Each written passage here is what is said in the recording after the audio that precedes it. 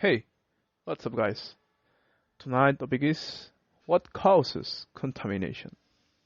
Well, find out how your business activities can cause can cause contamination. Well, waste and chemicals and can cause land and groundwater contamination. Change in land or groundwater quality can pose a risk of harm to human health and the environment.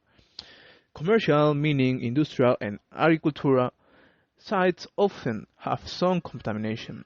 You may need to take steps to ensure you ad- adequately manage any risk of harm.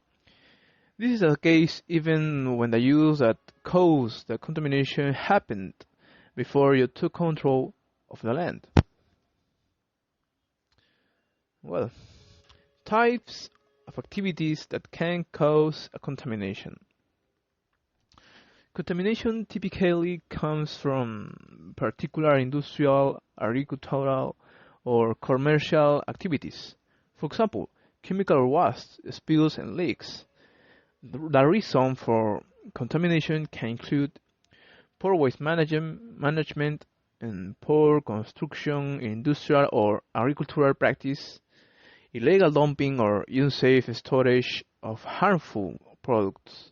Contamination in significant volumes may spread from the original site to nearby properties or public areas such as creeks and rivers.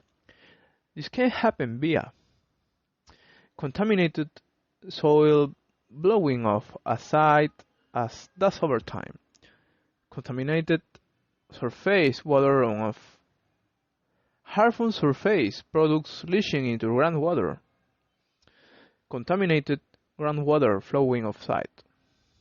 And on the other hand, why it's important to investigate contamination? Well, and find out why it's important to investigate contamination. Identifying contamination is important because it can cause harm to human health and the environment. Contamination can become more challenging to address if left unmanaged. It's especially a problem where the use of the land.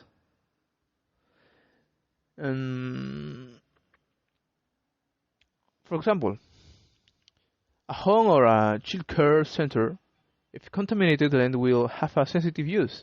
You must take it. You must make it safe for use under the Victorian planning system.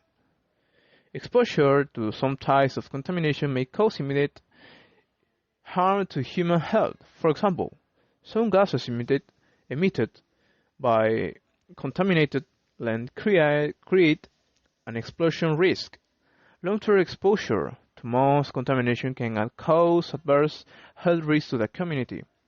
For example, some types of contamination can increase your risk of cancer if you are exposed for a long time.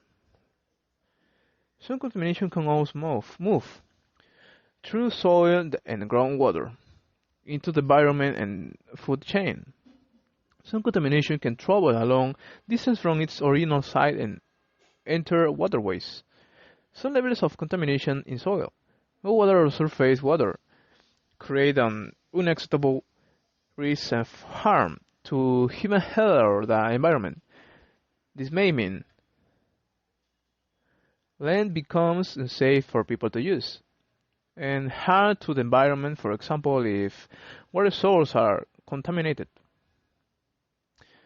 For all these reasons, it's important that we take steps to find out if contamination is present and identify actions to help reduce risks of harm to human health and the environment.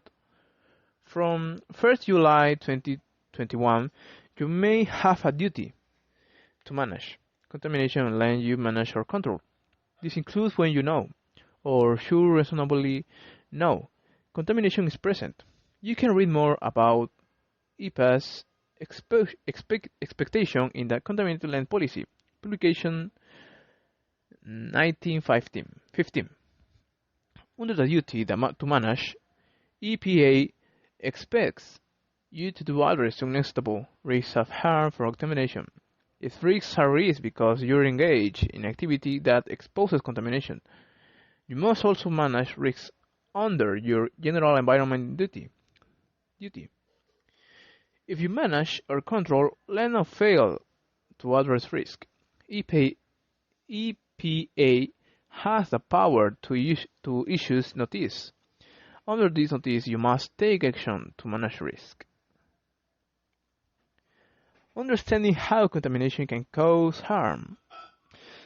Some substances can cause harm to human health and environment, including solvents, oils, other pesticides, heavy metals, and industrial gases.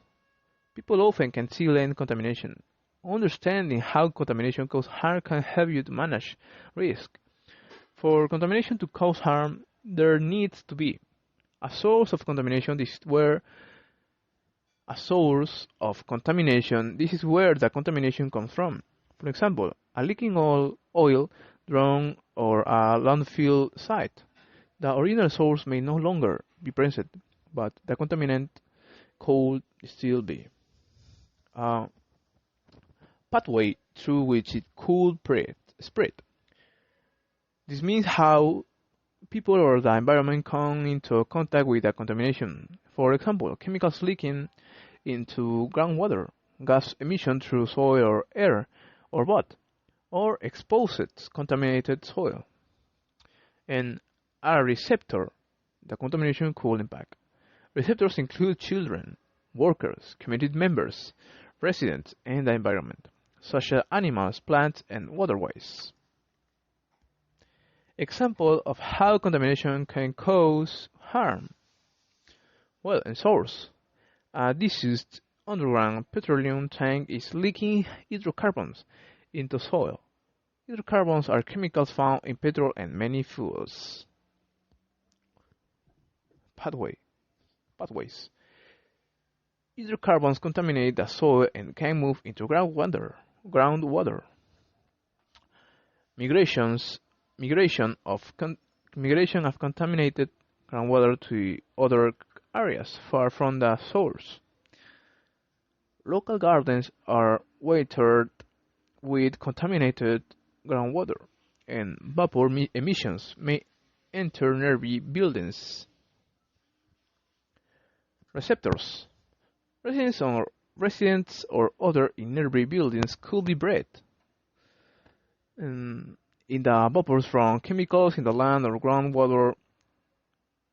And construction workers on the site may be affected by the contamination.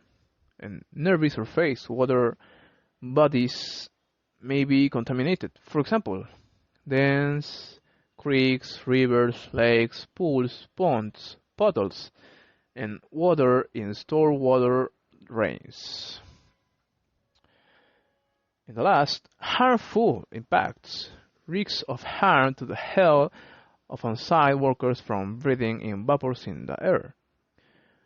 Risks of harm from contaminated bore water through direct skin contact, drinking the water or watering your garden, and risk of explosion. And well, contaminated land duties.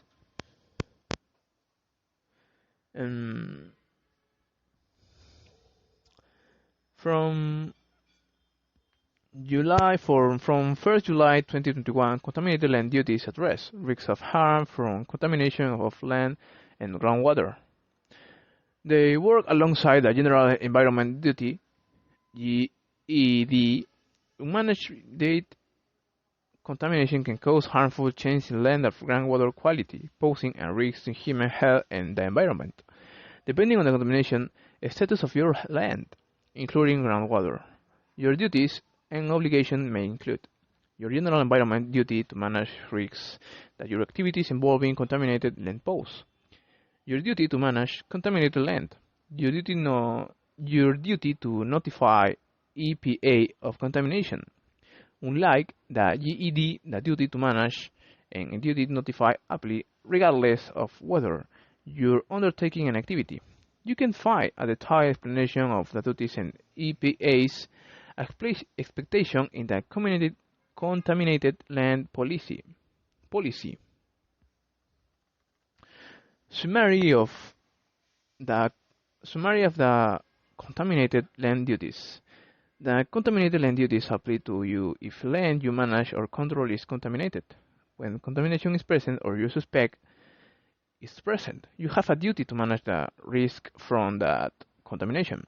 This is the case even if the contamination happened before you took control of the land. Working out whether you're in management or control of land. You're in management or control of land if you can exercise power over that land. For example, if you hold a legal interest in the land, such as owner, leaseholder, or committee of management, or have access to the land or use of the land. A person in management or control of land is a duty holder under the contaminated land duties. Sometimes more than one person is a duty holder for the same land. For example, an owner and an occupier share management or control of land. The extent of their duties relates to the level of management or control they each have.